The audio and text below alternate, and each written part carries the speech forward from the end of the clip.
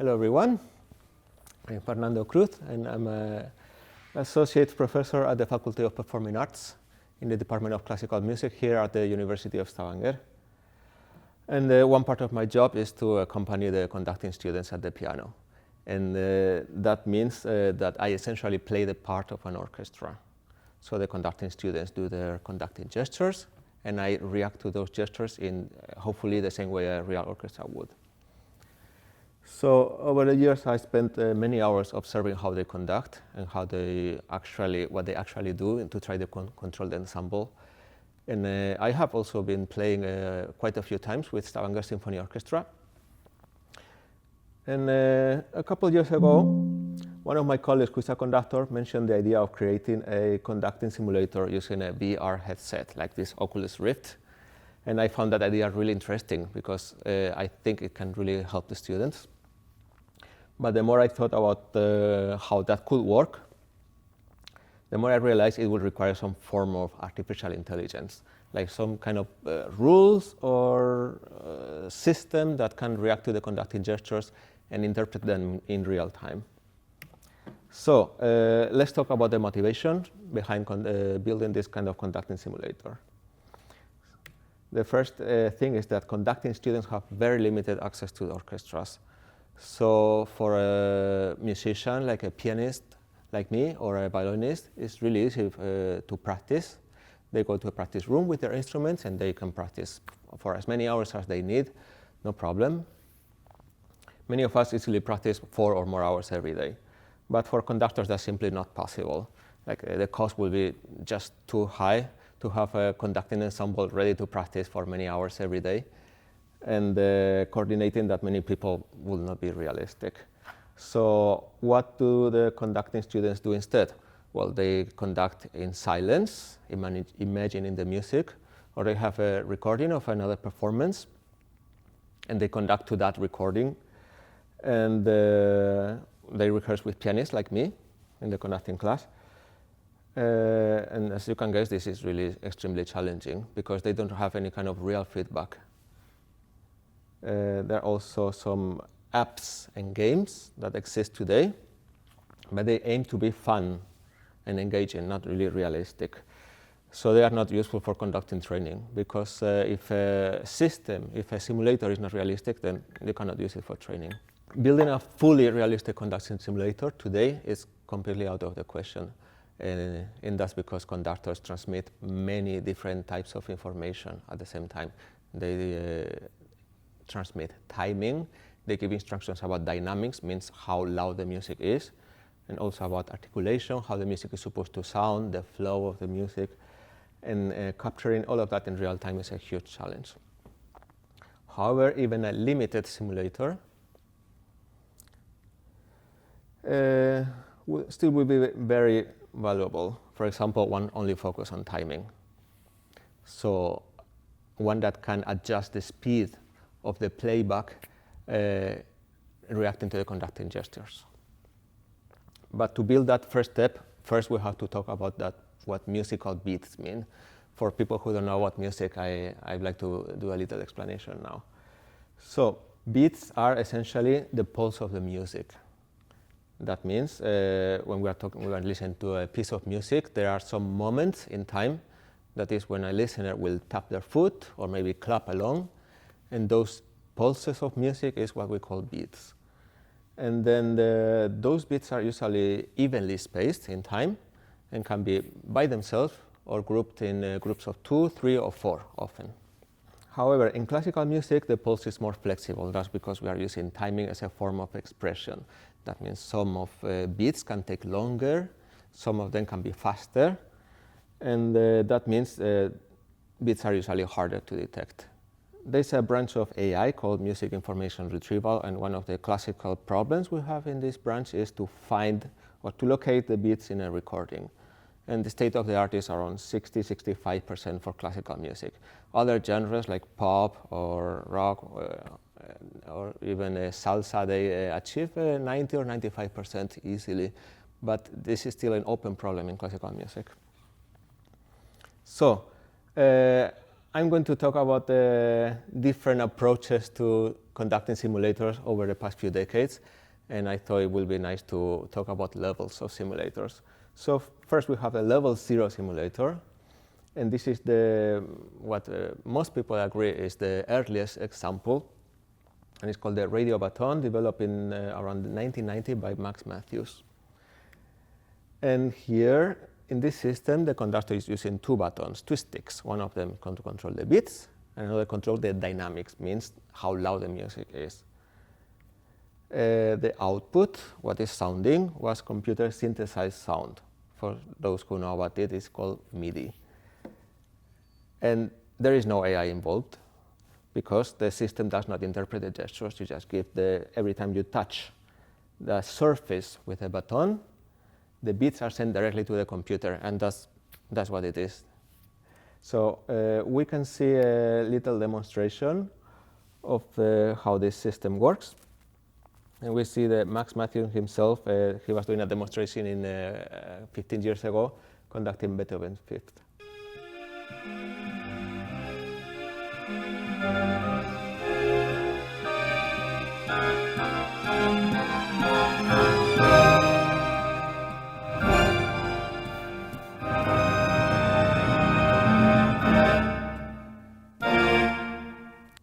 You can see at the end he slowed down, and then the system was following him later. Limitations. Well, it's not realistic, because the conductors don't indicate beat through beating in a certain spot in space. They conduct and they indicate the beat through motion, through impulses, and that forces an unnatural technique. So that's really not going to be useful for our conducting students. Also, it's using two buttons instead of one, and the normal conducting students either use one, or more recently, there is a trend that conducting students don't use a button to conduct, just their hands.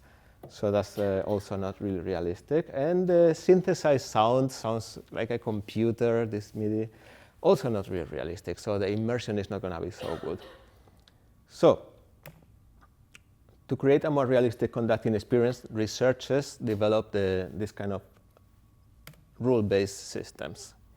And what's a rule-based system is one of the most simple forms of AI. We give the computer a set of rules, and the computer applies them to the input data. Some people don't even think the rule-based systems are AI, because it's just the most basic, most simple form. Of course, the rules are bad, then the output is going to be bad. But if we come up with good rules, then the outcome can be quite convincing. So what's going to be our rule? The rule is the lowest turning point of the conductor gesture at the bottom, it's called the ictus, corresponds to the beat, and that's the textbook definition. So over the decades, there's been a lot of different input devices. Like some of them resemble a stick, because the conductor uses a stick, so we use a stick to input the beats. Like the gyroscopic mice, other people use data gloves. We had a big cable, and they are really uncomfortable to use. Pressure plates, conductor jacket, that's a contraption. That's a thing that conductors wear and give the computer information about the heart rate, the blood pressure, all kind of biological data. You have infrared sticks, smartwatches, remote smartphones, and more recently we also have the VR sets. And the output, well, now it's a bit more realistic. We have a recording of an orchestra, can be just audio, or usually comes with video, and is stretched in time. And the sound is much more realistic than MIDI, the synthesized sound, but it's much less interactive, because the only thing you can change is the timing. And here we have an example of this rule-based system.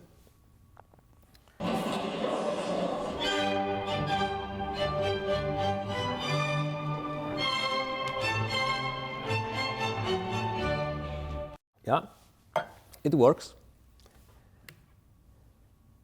Problems with this? The input is just limited to the bits you are giving to the machine. So what happens between those bits doesn't matter. You can do this, or you can do this, and it's going to be exactly the same.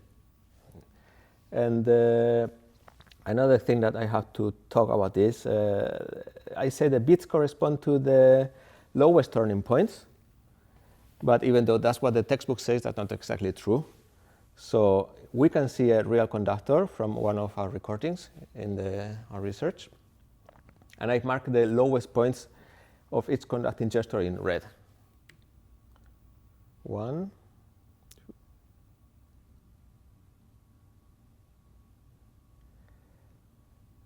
So you can imagine where the music is going to be. But if you actually listen to what is coming out from the orchestra, it's this.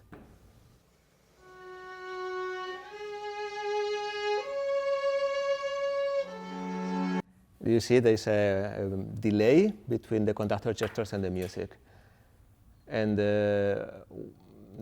what non-musicians don't understand as delay is systematic. It's a natural part of the interaction between the conductor and the orchestra. The music of the orchestra always comes later, always. And this is not caused by the slow reaction time or anything. We also see that the lag is not always the same. And this kind of simulators, what they do is add a lag that is constant. It's always going to be the same. So after each lowest turning point, you add 100 milliseconds or 200, and that's going to be the output. But that's not what's happening in real life. So to deal with the problem of the input limited to these points in time, and to take into account the whole conducting gesture, there's this other type of simulator that uses machine learning. Machine learning is a more advanced form of AI than rule-based systems. Instead of we giving the rules to the computer, what we give to the computer is the input data and what we want the output to be. And the computer just figures out these rules by itself, training. How does it work in this case? Well, before I say that the bits can be grouped in groups of 2, 3, or 4, and conductors have this kind of basic conducting patterns. Here we see the conducting pattern for 3. On the left side is the marcato, and the right side is a more smooth version. So what the researchers did is perform many of these conducting patterns many times, and then teach the computer to recognize them and classify them. One of the techniques they use, hidden Markov models or dynamic time warping, for those of you who are interested into this. And here we see how it works. So it's like a pattern that is being repeated in time. The biggest advantage these systems have is that it's continuous control.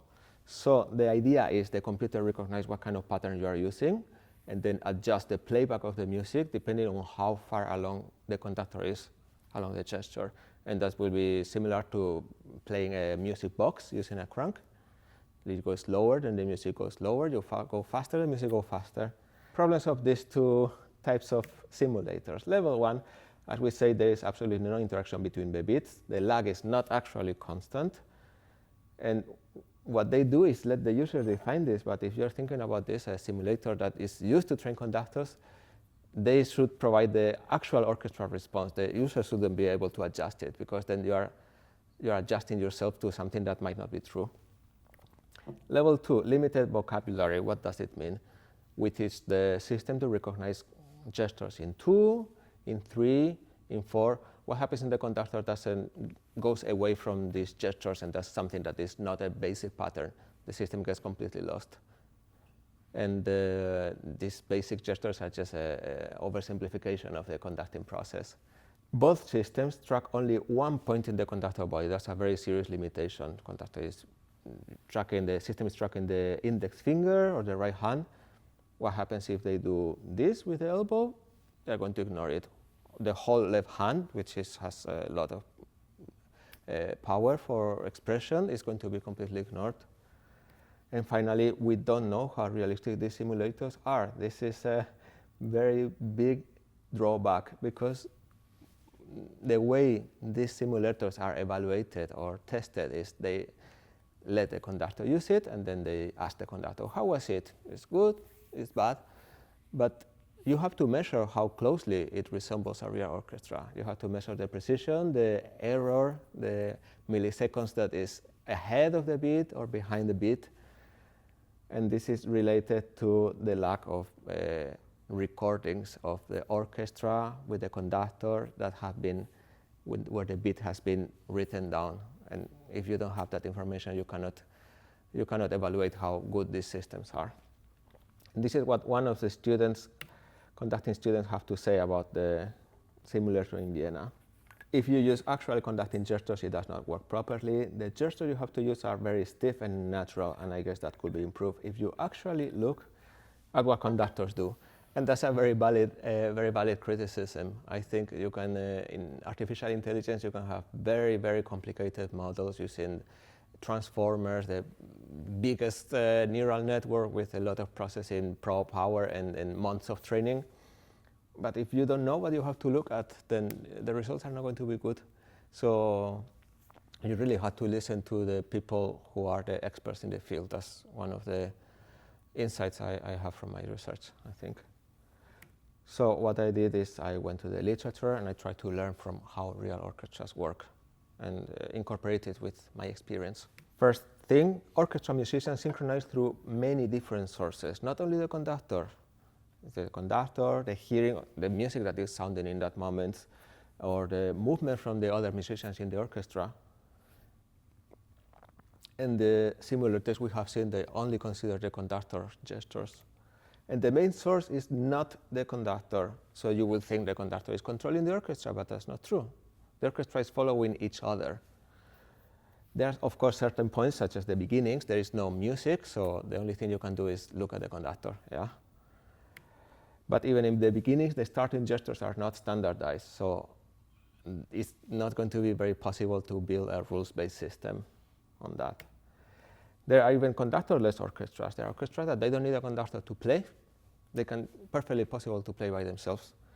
But in this case, there is a player that has to perform some of the conductor's function, at least at the beginning. Fingers and wrists are the main predictors, like the most relevant parts of the body for the timing. And the stick, the baton, is not so relevant, despite what you might think. Some conductors don't even use them. And finally, facial expressions are used to transmit expressive information to the orchestra. So, based on this, we start collecting some information, data, recordings to train our system, a simulator. We record only the beginnings of the pieces. Why? Because that's when the conductor gestures matter the most. If you record the whole piece, at the beginning the gestures will matter, but in the middle they will just musicians will start following each other, and you're going to have a lot of noise when you're trying to train a system. We are going to give the system video with pose estimation. That means we give the computer just plain video, and the computer is going to figure out where the shoulder is, where the elbow is, the different parts of the body, and that's going to be what we feed into the neural network. And this tracking can be done in real time, around 30 or 40 frames per second. We used 3 different conductors, 5 musicians. We did not use a full orchestra because orchestra rehearsals don't have a lot of beginnings. You just start and then keep playing, and the conductor is talking a lot of the time. So we needed to use 4 musicians from the Stavanger Symphony Orchestra and record only the beginnings. We had 110 different orchestral pieces, and I annotated 5,862 beats, which was a lot of work, but necessary if you want to train a system, because this cannot be done automatically. So, characteristics of this thing, and we have multimodal input. That means we are giving the system video, audio, previous beats, a lot of information, and that's exactly how an orchestra musician works. We are going to use more sophisticated neural networks compared to before. RN, that means recurrent neural networks, and then we have transformers, which is the same kind of neural network that ChatGPT uses. We also use our recordings to train and to evaluate these models. We need to know how good they are. We need to compare to the real response from an orchestra. And we also evaluate the older rule-based models, because that hasn't been done before, and we need to compare to those models. And the criterion we use is that if a predicted beat from our system falls between 70 milliseconds of the real beat, that's a match, otherwise it's an error. And that's a standard in the field of music information retrieval. Results. We fed conducting gestures to our system, and for each predicted bit we put a little dot, and we find out how big the error is. If it falls between those two vertical lines, that means it's a good bit, otherwise it's a mistake. And this is what we saw for the rule-based simulators that were developed in the last couple of decades. Not very good.